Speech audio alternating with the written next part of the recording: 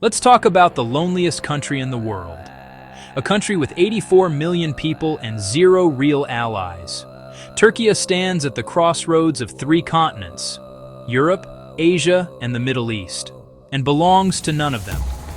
NATO member that NATO doesn't trust. Muslim nation that the Arab world demands we suspect as secretly not Muslim. European neighbor that Europe will never accept. Let's look at Turkey's so-called allies. NATO? They armed the PKK, Kurdish separatists who killed 40,000 Turks. American weapons, American training, used against a NATO ally. The Arab world? Egypt's government calls Turkey an enemy. The Gulf states are closer to Israel than to Ankara. Saudi Arabia insidiously meddles in Turkian attempts at uniting the Ummah in the guise of competing for Islamic leadership. Russia? Let's see. First Russian target was Syrian Turkmen community, so Turkey shot down their jet in 2015. By accident, allegedly. They've been at war on and off for 300 years. Russo-Turkian wars span centuries. Iran? Competing in Syria. Competing in Iraq. Competing in Azerbaijan. Sunni versus Shia. Turk versus Persian. So who does Turkey have? No one but Allah. And that might be the most powerful position in the world. Turkey has been here before. 1. The Ottoman Empire collapses. Britain, France, Italy, Greece, all carving up Turkish lands. The Treaty of Sèvres tried to erase Turkey from the map. Mustafa Kemal, later called Ataturk, organized resistance. He asked the world for help. The world said no. So Turkey fought alone. Their war of independence was against the British Empire, against the French Empire, against Greek invasion, against the entire post-World War I order. And Turkey won. No allies, no international support, just Turkish determination and a prayer. They forced a new treaty, Lausanne in 1923. Turkey's independence, recognized. That memory is encoded in Turkish consciousness. We won alone before. We can do it again. But even before Ataturk, the Ottomans knew this game. For 600 years, the Ottoman Empire was forced to deal with the European powers and their politics that always pit people against each other. The Ottoman flipped it around. They had an alliance with France against Austria, alliance with Britain against Russia, trade with Venice while fighting the Pope. The Ottomans understood something the modern West forgot. In a multipolar world, permanent enemies are as foolish as permanent friends. You play the game, you use leverage, you make everyone need you more than you need them. That's not betrayal. That's statecraft. And modern Turkey faces the same old issues. So why reinvent the wheel and not use the inherited playbook? Turkey buys Russian S-400 air defense missiles. The West loses its mind. NATO crisis. Turkey betrays the alliance. Erdogan turns to Putin. America kicks Turkey out of the F-35 fighter program. Sanctions, threats, condemnation. But let's talk about what Turkey actually gained. First, those F-35s. Turkey was never really getting them. Delivery dates kept getting pushed back. Conditions kept getting added. And here's what they don't tell you. F-35s have kill switches, remote monitoring, Pentagon oversight, American control. Turkey would have bought jets that need American permission to fly. They then asked for Patriot's defense tech. They said no to that too. So, Turkey got S-400s, no remote control, full independence. But more importantly, the S-400s sent signals. To Russia, we can deal with you. To NATO, we have options. To the world, Turkey will not beg for permission. And here's the genius part. The F-35 crisis forced Turkey to build its own defense industry. TB2 Bayraktar drones, now used by 30 countries. Akinci combat drones. Khan fighter jet program. Indigenous naval vessels. Turkey went from begging America for weapons to selling weapons globally. Used in Libya. Used in Azerbaijan's victory over Armenia. Used in Ukraine. The S-400 crisis was the best thing that ever happened to Turkish military independence. But Turkey's real strategic power isn't weapons. It's this: 200 million Turkic-speaking Turkians. From Turkey to Central Asia, Turkey, Azerbaijan, Kazakhstan, Uzbekistan, Turkmenistan, Kyrgyzstan. They speak mutually intelligible languages. They share cultural memory, historical bonds, ethnic ties. And they're waking up to their unity. Kazakhstan has massive oil and gas reserves. Azerbaijan provides an energy corridor to Europe. Just defeated Armenia with Turkish drones. Uzbekistan, 35 million people, Central Asian industrial power.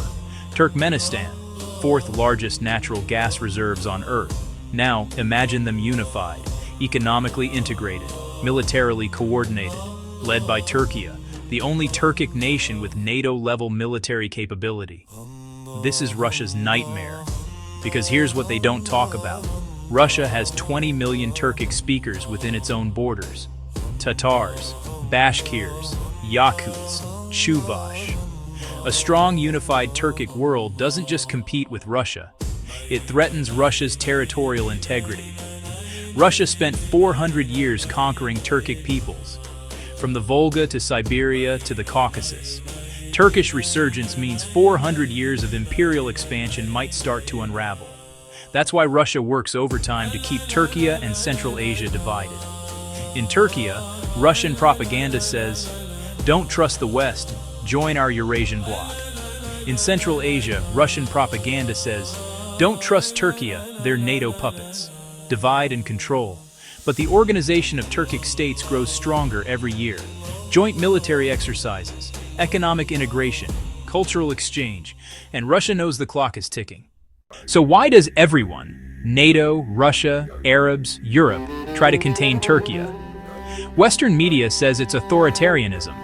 They say it's Islamist extremism. They say it's neo-Ottoman imperialism. That's not it.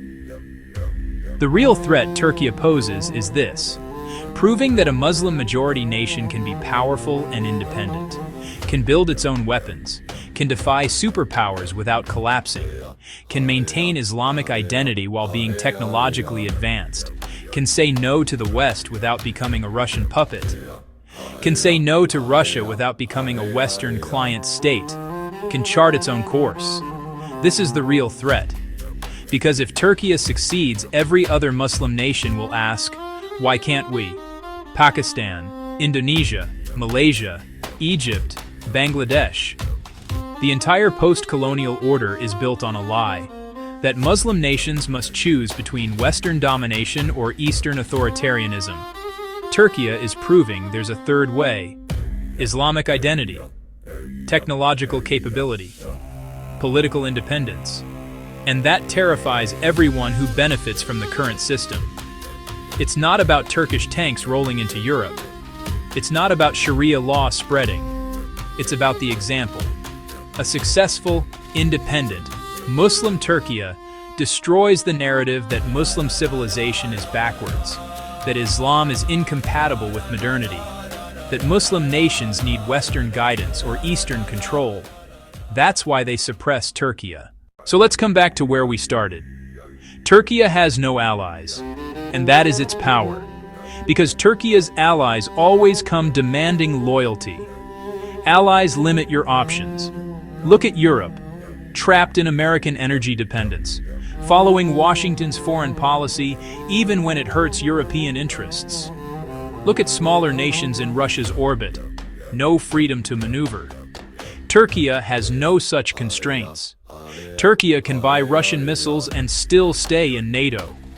Turkey can compete with Russia in Syria and Libya while cooperating on energy.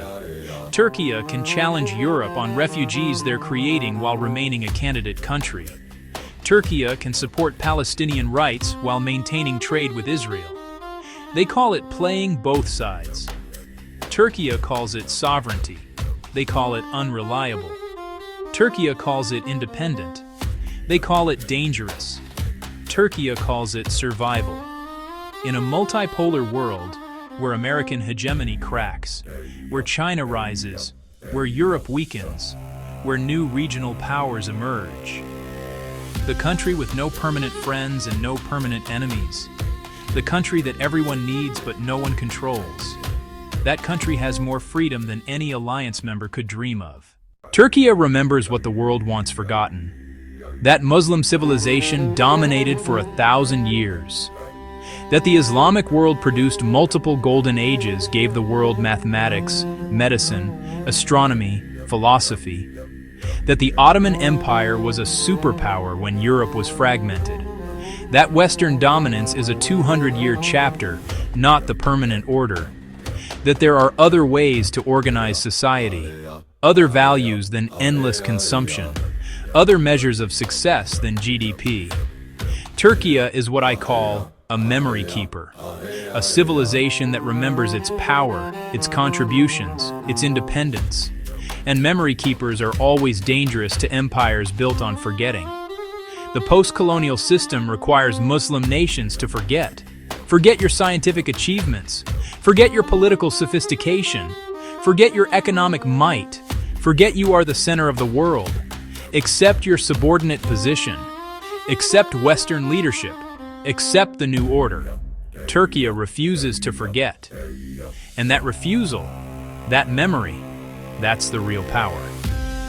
If we put our bias aside and be pragmatic about it, in a multipolar world, having a Turkey not tied to any of the 5 powers makes Turkey indispensable for everyone involved. So the next time you hear that Turkey is problematic, unreliable, playing games, ask yourself, problematic for whom? Unreliable to whom? Playing whose game? Turkey has no allies, because Turkey refuses to be anyone's tool. In a world of vassals and clients, Turkey chooses sovereignty. In a world of managed partnerships, Turkey chooses independence. The loneliest country in the world? Maybe. Or maybe the freest. Gözyaşıyla ıslanmış bu topraklar, üzerinde yankılanır dualar. Zalimlerin hükmü çöksün, yıkılsın. Bu sancak göğe yükselsin. Dursun hu Mevlam.